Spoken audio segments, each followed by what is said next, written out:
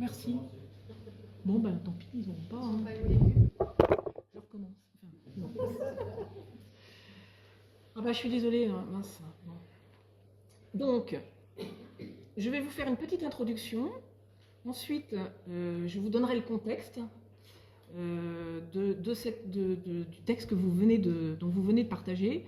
On prendra la lecture, voilà, avec des commentaires, et puis je vous ferai une conclusion. Voilà. Donc, le livre des Actes des Apôtres est écrit par Saint Luc. Voilà. Il semblerait qu'à l'origine, l'évangile de Luc et le troisième évangile, l'évangile de Luc, et le livre des Actes étaient rassemblés en un seul volume. Et il y a une même unité littéraire. Voilà. Et donc ces écrits s'adressent manifestement à des chrétiens d'origine païenne. Ça va, Erika, tu m'entends? Oui. Super. Donc l'évangéliste Saint Luc se présente d'emblée comme un historien, voilà, et il dédie ses deux ouvrages, c'est-à-dire son évangile et les actes, à Timothée? Non. Théophile. À l'excellent Théophile. Voilà. Et donc on peut se poser des questions. Est-ce qu'il s'agit d'un personnage fictif, peut-être un grec à qui il s'adressait, ou quelqu'un qu'il connaissait dans le public, voilà. Et en fait, les historiens ont cherché, et il semblerait que ce Théophile était le fils d'Anne, le grand prêtre, qui est mentionné dans l'évangile de Jean. Voilà.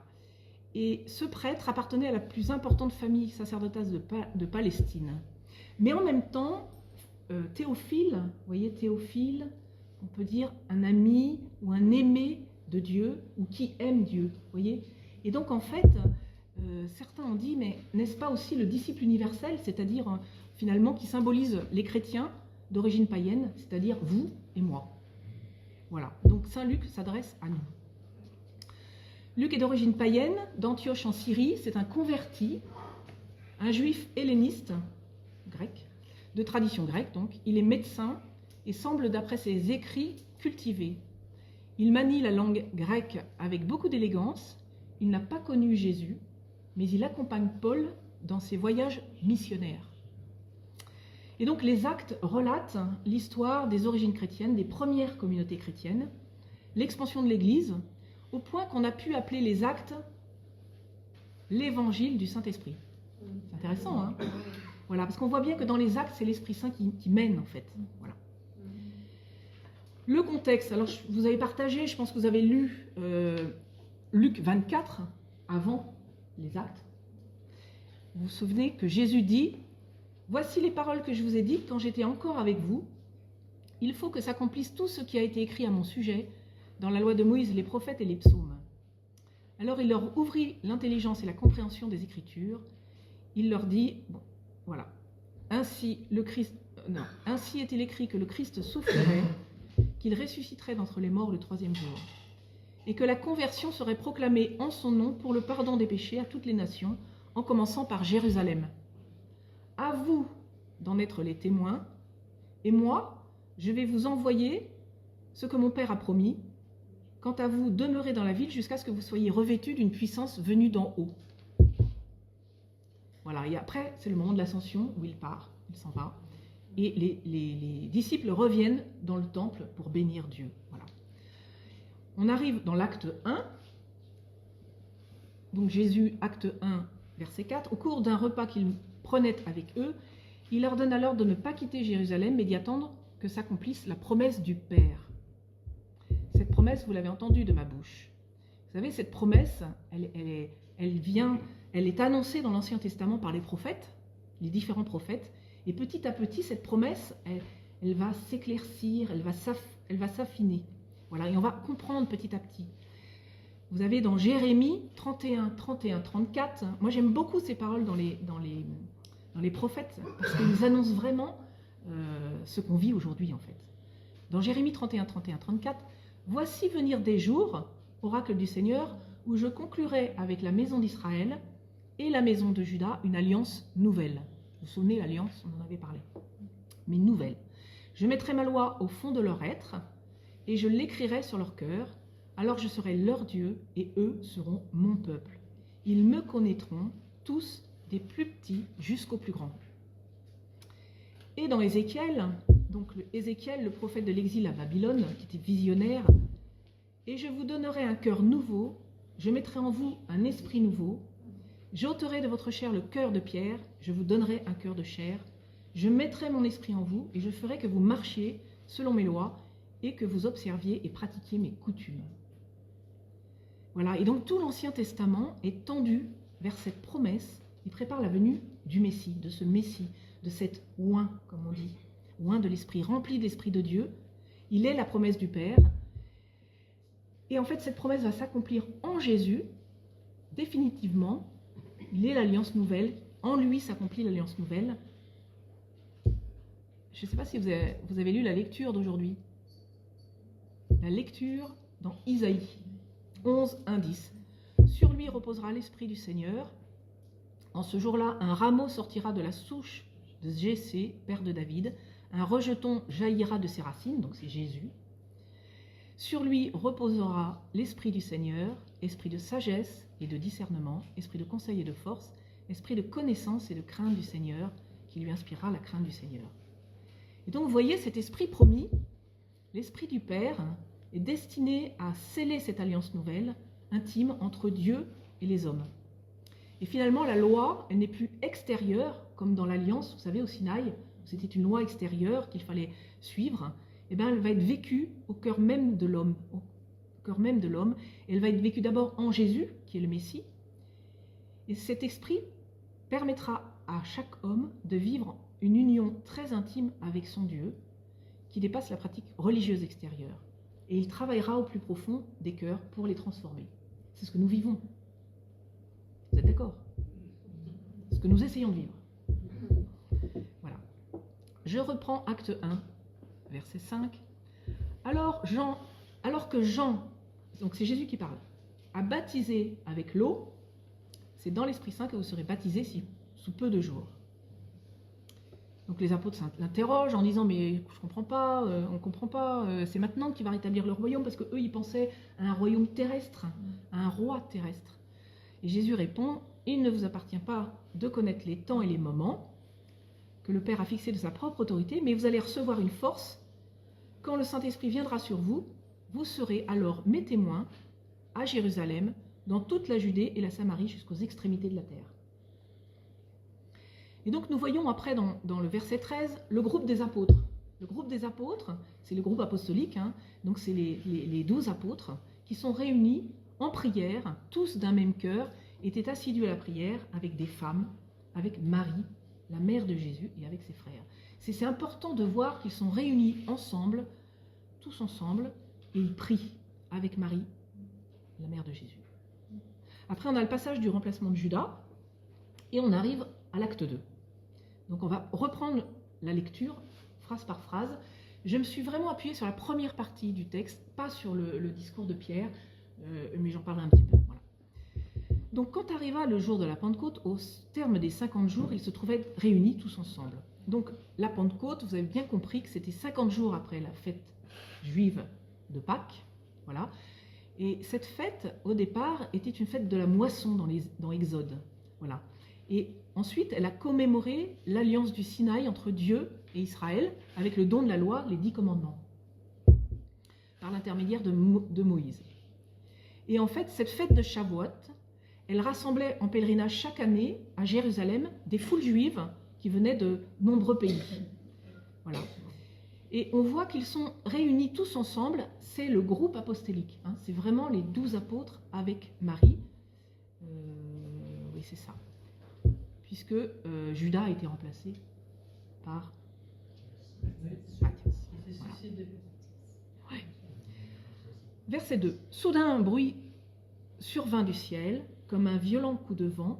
La maison où ils étaient assis en fut remplie tout entière.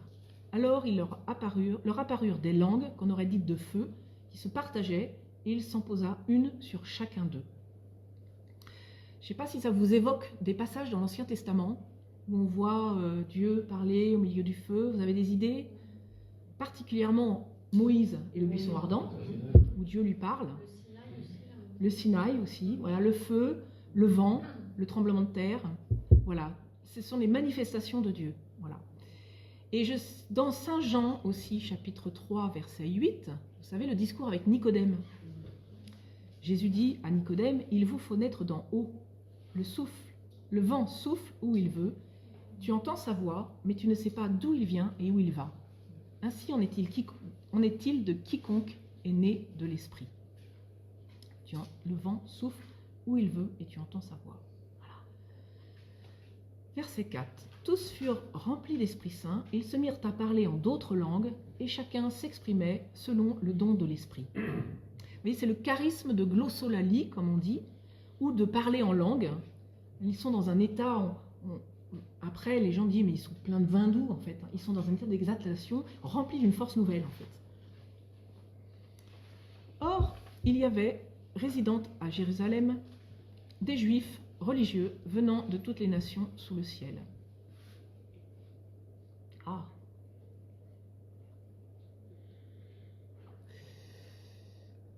Lorsque ceux-ci entendirent la voix qui retentissait, ils se rassemblèrent en foule. Ils étaient en pleine confusion parce que chacun d'eux entendait dans son propre dialecte ceux qui parlaient. C'est fou, hein? Je ne sais pas si vous êtes imaginé. Voilà, bon. Dans la stupéfaction et l'émerveillement, ils disaient, mais ces gens qui parlent ne sont-ils pas tous galiléens? Comment se fait-il que chacun de nous les entende dans son propre dialecte, sa langue maternelle? Et alors on cite Parthes, Mèdes, Élamites, habitants de Mésopotamie, de la Judée, de la Cappadoce, et ainsi de suite. Voilà. Romains de passage, Juifs de naissance et convertis. Vous voyez, une foule immense, et pourtant chacun les entend parler dans leur langue maternelle. Les merveilles de Dieu. Et donc Luc voit, dans ce parler en langue du monde, la restauration de l'unité perdue de Babel. De Babel. Voilà. Donc un symbole et une anticipation merveilleuse de la mission universelle des apôtres. Je parle pas trop vite, ça va? C'est bien. Bon. Ces nations qui sont énumérées, à peu près d'est en ouest avec la Judée, en fait au centre, symbolisent sans doute la totalité du monde habité. Voilà. Ils étaient tous dans la stupéfaction et la perplexité, se disant l'un à l'autre, qu'est-ce que cela signifie? D'autres se moquaient, disaient, ils sont pleins de vin doux. Donc vous voyez dans ces passages un avant et un après. L'amour transforme tout, régénère et recrée en profondeur. Les apôtres deviennent des hommes nouveaux. C'est saint Paul qui le dira. De la peur, vous savez, Jésus était crucifié quand même, hein, devant leurs yeux, quoi. Donc ils étaient pleins de peur, de doute aussi.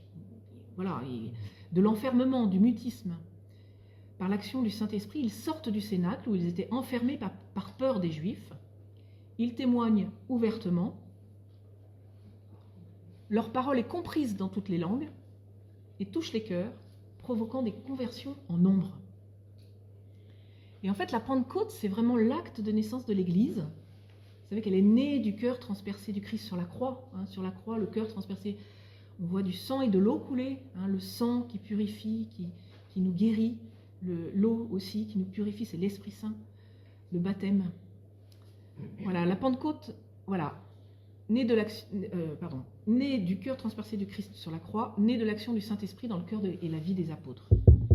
Et donc désormais, l'Esprit va reposer sur l'Église et dans le cœur des baptisés. Au moment de la mort de Jésus, il y a eu le rideau qui s'est fendu en deux. Et en fait, dans le temple, il y avait le Saint des Saints où seuls les prêtres pouvaient rentrer pour parler et prier avec Dieu. Et là, c'est comme un symbole d'ouverture du cœur. L'homme a accès à Dieu, au Père, par Jésus, par l'Esprit.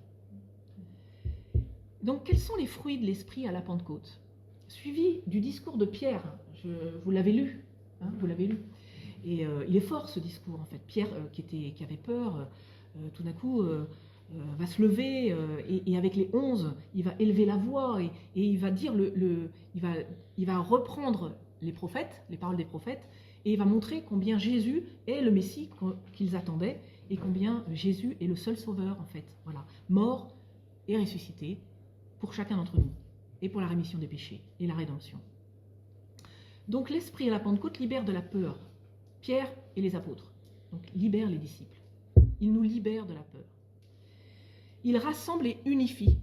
Vous voyez, quand ils les entendirent la voix qui retentissait, ils se rassemblent en foule. Voilà. Et ils s'adressent à chacun dans la singularité de chacun. Vous voyez, Dieu nous respecte infiniment. Il vient nous rejoindre dans notre langue, dans notre culture, dans notre histoire, voilà, dans notre façon de comprendre. Il nous respecte infiniment. Et il vient nous rejoindre. Il fait comprendre à chacun qui est Jésus. Voilà, ce Messie de Dieu, c'est ce que dit Pierre, le Messie de Dieu attendu par les Juifs, Dieu sauveur, mort et ressuscité, assis à la droite du Père, il est celui par qui l'Esprit Saint est répandu, nous dit Pierre, en s'appuyant sur l'Écriture, sur l'Ancien Testament, sur la promesse des prophètes du don de l'Esprit. Et ce qui permet aux auditeurs d'avoir le cœur transpercé. Voilà, ce qui les appelle à la conversion. Vous voyez, dans les versets 37-38, « Mes frères, que devons-nous faire ?» Et Pierre répond, « Convertissez-vous et que chacun de vous soit baptisé au nom de Jésus-Christ pour le pardon de ses péchés. Vous recevrez alors le don du Saint-Esprit. » Et voyez, ce n'est donc plus une recherche de monter en pouvoir, comme à Babel, mais une descente en humilité, chacun dans notre cœur. Vous voyez ? Une descente en humilité, chacun dans notre cœur. Voilà, et nous voyons après donc le discours de Pierre, les premières conversions, la première communauté chrétienne. Et j'aime beaucoup ce passage, Acte 2, 42. Pour une deuxième fois, il se montrait assidu à l'enseignement des apôtres, fidèle à la communion fraternelle, à la fraction du pain et aux prières. Ça vous rappelle quelque chose? Ça vous rappelle quelque chose? Assidu à l'enseignement des apôtres. L'homélie. L'homélie, les écritures qu'on entend. La messe, en fait. Vous voyez, la communion fraternelle, la fraction du pain, la prière, l'Eucharistie. Voilà. Et c'est vraiment là que l'Esprit Saint nous est donné à chacun ensemble, en Église. Alors je vais reprendre l'homélie de Benoît XVI à la Pentecôte 2008 qui avait été citée par le Père Hugues, que j'ai été lire, elle était vraiment intéressante. Le livre des Actes des Apôtres se termine précisément lorsque Paul, à travers un dessein providentiel, arrive dans la capitale de l'Empire, Rome, et y annonce l'Évangile. Donc il était à Jérusalem, et il est emmené en prison à Rome. Ainsi, donc ça c'est le pape Benoît XVI qui parle, le chemin de la parole de Dieu, commencé à Jérusalem, parvient à son but, car Rome représente le monde entier et incarne donc l'idée que Luc a de la catholicité. Voilà. L'Église universelle, l'Église catholique, est la continuation du peuple de l'élection et en reprend l'histoire et la mission. Voilà, c'est réalisé. L'Église universelle catholique est la continuation du peuple de l'élection, donc des Juifs, en reprend l'histoire et la mission. Petite conclusion. Donc l'Église aujourd'hui, c'est vous, c'est moi, c'est tous ensemble, prêtres, consacrés, laïcs, qui continuons à être témoins du ressuscité et qui sommes appelés à l'annoncer partout où nous allons, dans tous nos lieux de vie. Voilà, le pape François disait dans Dilexit Nos, numéro 175 et 176, « L'Église qui naît du cœur du Christ prolonge et communique en tout temps et en tout lieu les effets de cette unique passion rédemptrice qui conduit les personnes à l'union directe avec le Seigneur. » C'est beau, hein? Moi, ça m'a touché cette phrase. Vous voyez, c'est vraiment quelque chose de penser que le Seigneur se rend accessible à tous les temps, dans tous les temps, à toutes les personnes de l'humanité, quel que soit le... Voilà, c'est extraordinaire, quoi. Grâce à l'immense source qui jaillit du cœur ouvert du Christ, l'Église, Marie et tous les croyants deviennent de diverses manières des canaux d'eau vive. Le Christ déploie de cette manière sa gloire dans notre petitesse. C'est fou, quoi. Le Christ déploie de cette manière sa gloire dans notre petitesse. Dans Vatican II Dei Verbum II, par le Christ Verbe fait chair, les hommes ont dans le Saint-Esprit accès auprès du Père et deviennent participants de la nature divine. Quelquefois, on est un peu, on se regarde et on se dit pas vraiment participants de la nature divine. Et bien pourtant, voilà, nous sommes participants de la nature divine à partir du moment où nous vivons de lui, quoi. Voilà. Et en fait, c'est pourquoi nous avons choisi, notre curé et l'équipe d'animation paroissiale, de vivre une année autour de l'Esprit Saint pour que tous ensemble, paroissiens, nous nous laissions chacun renouveler dans cet Esprit Saint. Voilà. Cette promesse du Père pour chacun d'entre nous, donnée par le cœur transpercé de Jésus sur la croix. Et cet Esprit Saint qui nous est donné, c'est l'Esprit du Père et du Fils. C'est l'amour du Père et du Fils, c'est un amour trinitaire auquel nous avons accès par l'Esprit Saint, afin de nous aider intérieurement à vivre à sa suite, à comprendre ses paroles, à aimer comme Jésus lui-même a aimé, à devenir fils ou fille du Père dans le Fils, à être témoins chacun tous ensemble en Église, pour annoncer cette bonne nouvelle de l'amour de Dieu et son salut autour de nous, là où nous sommes, en famille, au travail, dans nos loisirs, là où nous allons, acheter notre pain, bref. Voilà. Ainsi, vivant par lui, nous serons les témoins du Seigneur ressuscité qui transforme nos vies. C'est saint Paul qui dira dans Romains 8, 14, « Tous ceux qui se laissent conduire par l'Esprit de Dieu, ceux-là sont fils de Dieu. » Nous sommes appelés à vivre de l'Esprit. Alors, est-ce que nous nous laissons conduire par l'Esprit Saint chaque jour? C'est une question qu'on peut se poser. Voilà. Je continue avec la suite de la Pentecôte, de l'homélie de Benoît XVI. Lors de l'événement de la Pentecôte, il apparaît clairement qu'une multitude de langues et de cultures différentes appartient à l'Église. Dans la foi, celles-ci peuvent se comprendre et se féconder réciproquement. Voilà, Saint Luc veut clairement transmettre une idée fondamentale, c'est-à-dire qu'au moment même de sa naissance, l'Église est déjà catholique et universelle. Elle parle dès le début toutes les langues, car l'évangile qui lui est confié est destiné à tous les peuples, selon la volonté et le mandat du Christ ressuscité. Voilà, l'Église est multiculturelle, multi-ethnique, comme disait le Père Hugues, et nous sommes en communion, voilà, par l'Esprit Saint, où chacun a sa place. Voilà. Et cette bonne nouvelle, elle est pour tous. C'est pour ça qu'il faut la donner, la répandre. Voilà. Et on ne pourra la répandre qu'avec l'Esprit Saint, voilà, parce qu'on est bien pauvres. Alors je nous pose deux questions. Sommes-nous de bons intendants de la grâce de Dieu qui nous a été faite à notre baptême? Voilà, l'Esprit Saint habite en nous. Est-ce que nous lui demandons de venir nous renouveler? Et puis aujourd'hui, c'était cette phrase que j'aime beaucoup aussi. Vous savez, c'est Jésus qui exulte de joie sous l'action de l'Esprit Saint. C'était l'Évangile. Voilà, et comme Jésus, nous, est-ce qu'on exulte de joie sous l'action de l'Esprit Saint?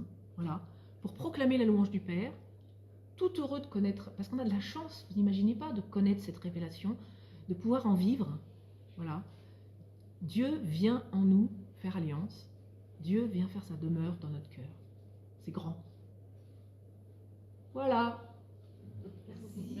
C'est de quoi faire, hein.